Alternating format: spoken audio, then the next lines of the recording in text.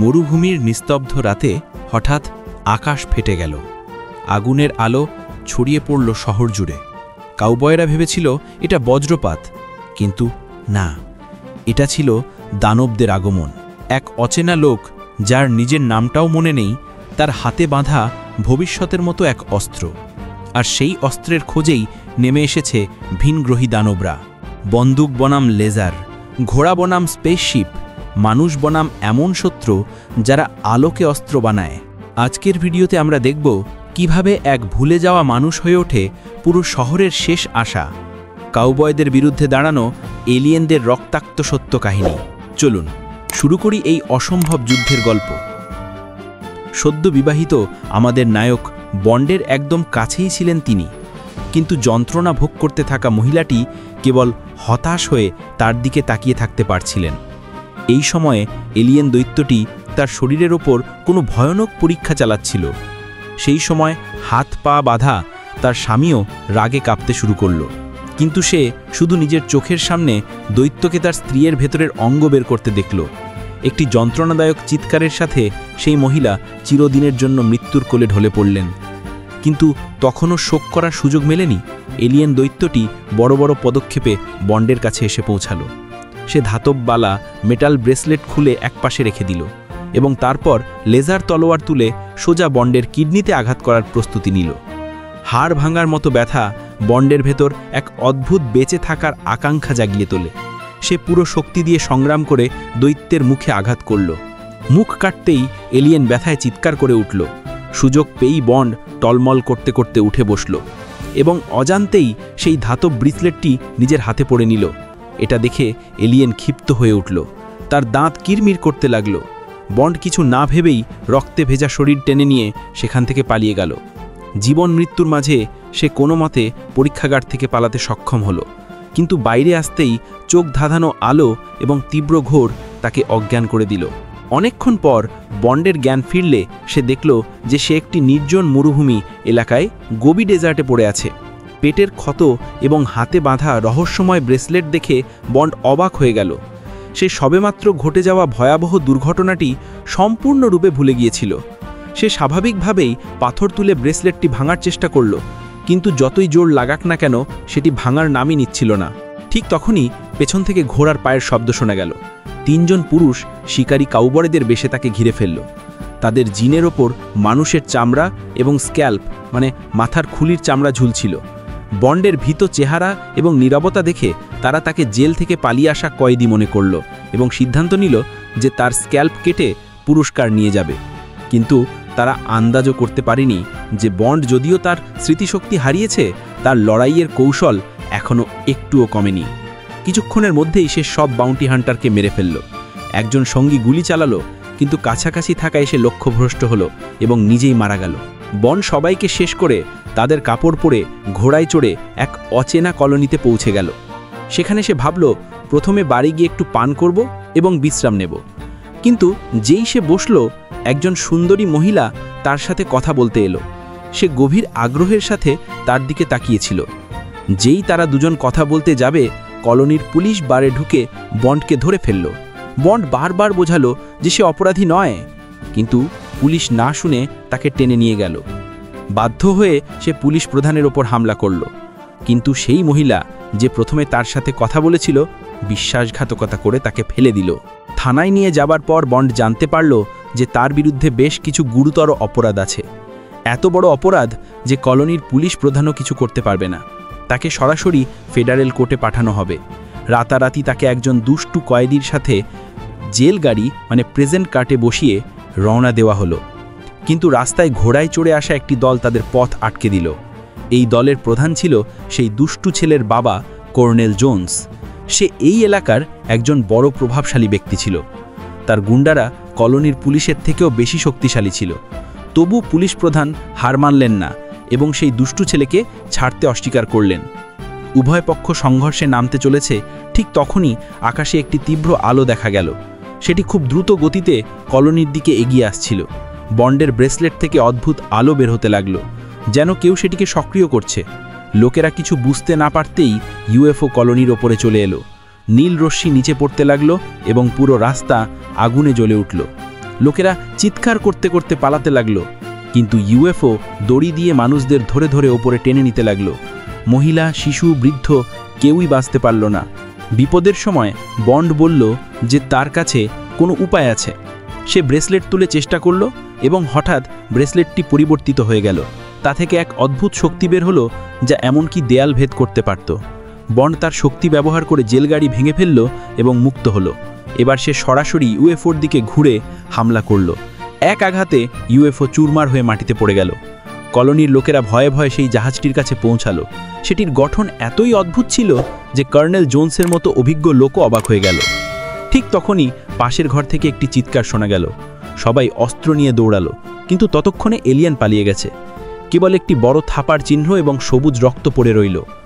এই হামলায় কলোনির বেশিরভাগ লোক এলিয়েনদের দ্বারা অপহৃত হয়েছিল।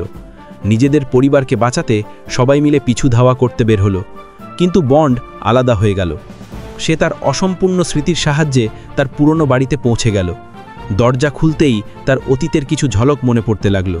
তার মনে পড়ল যে একদিন সে কিছু সোনার মুদ্রা এনেছিল এবং স্ত্রীর সাথে এই অনুর্বর জমি থেকে দূরে গিয়ে ধনী জীবনযাপন করতে চেয়েছিল। কিন্তু হঠাৎই মুদ্রাগুলো গলতে শুরু করলো এবং তীব্র আলো ছড়াতে লাগলো। ছাদ ভেঙে খুলে গেল এবং ঝলমলে শিকল তার স্ত্রীকে টেনে নিয়ে গেল। বন্ডকেও ধরে নেওয়া হলো এবং পরীক্ষাগারে নিয়ে যাওয়া হলো। সেখানেই সে তার স্ত্রীকে মর্মান্তিক মৃত্যুবরণ করতে দেখেছিল। যদিও সে ব্রেসলেট পরে পালাতে সক্ষম হয়েছিল, এলিয়েনরা তখনও মানুষদের অপহরণ করে যাচ্ছিল। এবার বন্ড শপথ নিল যে সে প্রতিশোধ নেবে। সেও অন্যদের সাথে মিলে এলিয়েনদের রেখে যাওয়া চিহ্ন অনুসরণ করতে বের হলো। কিন্তু পিছু ধাওয়া করা সহজ ছিল না, কারণ প্রবল বৃষ্টিতে এলিয়েনদের পায়ের চিহ্ন মুছে গিয়েছিল। এবার এক ভয়ঙ্কর লড়াই হবে। কিন্তু ঠিক তখনই তাদের নেতা বন্ডকে দেখে বলল, বস বস, এ তো আপনি। যদিও বন্ডের কিছু মনে পড়ল না, কিন্তু যখন সে শুনল যে তারা তাকে তাদের বস বলছে, তখন সে সাথে সাথে কঠোরভাবে আচরণ করল এবং বলল যে সে সবাইকে নিয়ে আবার ডাকাতদের আস্তানায় ফিরতে চায়। আসলে সে সুযোগ পেয়ে পুরনো অনুসারীদের নিজের সাথে নিতে চেয়েছিল। কিন্তু তার দ্বিতীয় সঙ্গী অভিযোগ করল যে বন্ড একজন মহিলার জন্য সবার সোনা চুরি করে নিয়ে গিয়েছিল। এখন তার সামনে আসা নিজের মৃত্যুকেই ডেকে আনার মতোই ছিল। সে ভাবছিল যে বন্ডের দলে থাকা এলাই তার বিশ্বাসঘাতকতার কারণ, তাই সে আদেশ দিল যে তাকে অবিলম্বে মেরে ফেলা হোক। বন্ড তার সত্যতা বোঝাতে পারল না। বাধ্য হয়ে সে ব্রেসলেটের শক্তি ব্যবহার করে সবার সামনে সেই বিশ্বাসঘাতক সঙ্গীকে মেরে ফেলল। এতে বাকি ডাকাতেরা ভয় পেয়ে গেল এবং বন্ড আবার তাদের নেতা হয়ে গেল। আর বন্ধুরা, যদি আমার এই প্রচেষ্টা আপনাদের ভালো লাগে, একটা সাবস্ক্রাইবই আমার জন্য সবচেয়ে বড় অনুপ্রেরণা। আপনাদের প্রত্যেকটা সাবস্ক্রাইব আমাকে নতুন গল্প বলতে সাহস দেয়। ডাকাতদের সাথে নিয়ে বন্ড দল বাড়ালো, কিন্তু শীঘ্রই আবার মানুষদের শিকার করা ইউএফও সামনে এসে পড়ল। এলিয়েনদের উচ্চ প্রযুক্তির সামনে তাদের অস্ত্রশস্ত্র একেবারে অকার্যকর প্রমাণিত হলো। কেবল বন্ডের ব্রেসলেটই মাঝে মধ্যে পরিস্থিতি পাল্টে দিত। বাকি লোকেরা শুধু লুকিয়ে থাকার এবং পালানোর চেষ্টা করতে থাকল। তবুও অনেকে লোহার শিকল দ্বারা ধরা পড়ল, এমনকি বন্ডের সঙ্গী এলাও ধরা পড়ল। বন্ড দ্বিধা না করে ঘোড়া ছুটিয়ে ইউএফওর পিছু নিল। কোনো মতে সে পাহাড়ের ওপর থেকে ঝাঁপ দিয়ে ইউএফওটি উঠতে সক্ষম হলো। যখন ইউএফও নদীর ওপর দিয়ে যাচ্ছিল, বন্ড ব্রেসলেট ব্যবহার করে এলাকে নিয়ে জলে ঝাঁপ দিল। জল দুজনকেই বাঁচিয়ে দিল, কিন্তু নিঃশ্বাস নেওয়ারও সময় মেলেনি যে এলিয়েন পাইলট জল থেকে বেরিয়ে এসে তাদের ওপর হামলা করল। এলাকে শূন্যে ছুঁড়ে মারা হলো। বন্ড ব্রেসলেট ব্যবহার করে সেই দৈত্যকে মেরে ফেলল, কিন্তু গুরুতর আঘাতের কারণে এলা আর বাঁচতে পারল না। যখন বন্ড তাকে কোলে তুলে বাকি সঙ্গীদের কাছে ফিরল, তখন সবার ওপর গভীর দুঃখ নেমে এলো। এলার মৃত্যু বন্ডের জন্য অসহনীয় ছিল। এই সময় একটি আদিবাসী উপজাতি সেখানে এসে পৌঁছালো এবং সবাইকে ঘিরে ফেলল। আসলে এলিয়েনরা তাদেরও অনেক লোককে তুলে নিয়ে গিয়েছিল। তারা ভাবছিল যে বন্ড এবং তার লোকেরাই এই রাক্ষসদের এখানে নিয়ে এসেছে। তারা সিদ্ধান্ত নিল যে এদের সবাইকে শাস্তি দেওয়া হবে। তারা এলার মৃতদেহ আগুনে পুড়িয়ে পাপ পুড়িয়ে ফেলার রীতি শুরু করল। কিন্তু সেই মুহূর্তে এক অলৌকিক কর্ম ঘটল। আগুনের শিখা থেকে নগ্ন অবস্থায় এলা আবার জন্ম নিয়ে বেরিয়ে এলো। তার নির্মল ত্বক দেখে সব আদিবাসী স্তম্ভিত হয়ে গেল। কেবল বন্ড হুঁশ সামলে সাথে সাথে তাকে কাপড় পরিয়ে দিল। এলা প্রকাশ করল যে সে মানুষ নয়, বরং একটি এলিয়েন। কিন্তু তার উপজাতীয় সেই দৈত্যদের শিকার হয়েছে। সে পৃথিবীতে এসেছিল কেবল তার নিহত পরিবারের প্রতিশোধ নেওয়ার জন্য। এলা জানালো যে এতক্ষণ যে দৈত্যদের দেখা গেছে তারা ছিল কেবল অগ্রদূত বা স্কাউট। যেই তারা মানুষের দুর্বলতা খুঁজে নেবে অমনি পুরো বাহিনী এসে সোনার ভাণ্ডার দখল করে নেবে। এই ধ্বংসযজ্ঞ থামানোর একটাই পথ আছে, তাদের গোপন আস্তানা খুঁজে বের করা এবং ধ্বংস করা। আর এই পথ কেবল বন্ডই জানত। বন্ডের স্মৃতি ফিরিয়ে আনার জন্য আদিবাসীরা একটি বিশেষ ভেষজ পান করালো। সত্যিই তা কাজ করল এবং বন্ডের আস্তানার জায়গা মনে পড়ে গেল। তারা সাথে সাথে একটি ছোট দল নিয়ে শত্রুর ওপর হামলা করতে বের হলো। পরিকল্পনা ছিল বারুদ দিয়ে তাদের চৌকি মানে ওয়াচ টাওয়ার উড়িয়ে দেওয়া। বন্ড ঠান্ডা মাথায় ফিউজ জ্বালালো এবং বোমা ছুঁড়ে মারল। তারপর সবাই নিচে লাফিয়ে নিরাপদ জায়গায় লুকিয়ে পড়ল।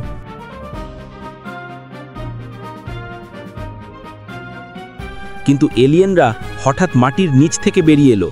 ভয়ঙ্কর লড়াই শুরু হয়ে গেল। কর্নেল জোন্স এবং তার লোকেরা দৃঢ়ভাবে লড়াই করল। আদিবাসীরাও দুর্বল অস্ত্র সত্ত্বেও প্রবলভাবে লড়ল। এর মধ্যে বন্ড এবং এলা গোপন সুড়ঙ্গ দিয়ে ভেতরে প্রবেশ করল। ভিতরে এলিয়েনরা সোনা বের করার জন্য কালো প্রযুক্তি ব্যবহার করছিল। তারা এগিয়ে গিয়ে সেই সমস্ত মানুষদের খুঁজে বের করল যাদের আগে অপহরণ করে আনা হয়েছিল। তারা কোনো উজ্জ্বল জিনিসকে দেখছিল এবং মনে হচ্ছিল যেন তাদের আত্মা ছিনিয়ে নেওয়া হয়েছে। বন্ড যখন সেই আলোর দিকে তাকালো, সাথে সাথে অজ্ঞান হয়ে গেল। কিন্তু এলা সাথে সাথে গুলি করে সেই বস্তুটি ভেঙে দিল। বন্দি মানুষগুলো ধীরে ধীরে হুঁশ ফিরে পেতে লাগল। কিন্তু ঠিক তখনই ঘাটির ভেতরে এলিয়েনদের ভয়ঙ্কর চিৎকার প্রতিধ্বনিত হল। অসংখ্য রাক্ষস দল বেঁধে দৌড়াতে লাগল। বন্ড ব্রেসলেটের শক্তি দিয়ে রাস্তা আটকে দিল এবং সব মানুষকে বাইরে বের করে দিল। কিন্তু এলা থেমে গেল। সে ঘাঁটিটিকে পুরোপুরি ধ্বংস করতে চেয়েছিল। আসলে তার উদ্দেশ্য ছিল ব্রেসলেট নিয়ে নিজেকে বলিদান করা। বন্ড বুঝতে পারল যখন এলা লোহার দরজা বন্ধ করে দিল। সে ভেতরে একা রয়ে গেল। বন্ড খুব জোরে চিৎকার করতে থাকল, কিন্তু তখন দেরি হয়ে গিয়েছিল। অন্যদিকে ঘাঁটির প্রধান বিজ্ঞানী, যার মুখ বন্ড আগেই পুড়িয়ে দিয়েছিল, আবার তার সামনে এসে পড়ল। তার চোখে কেবল প্রতিশোধের আগুন ছিল।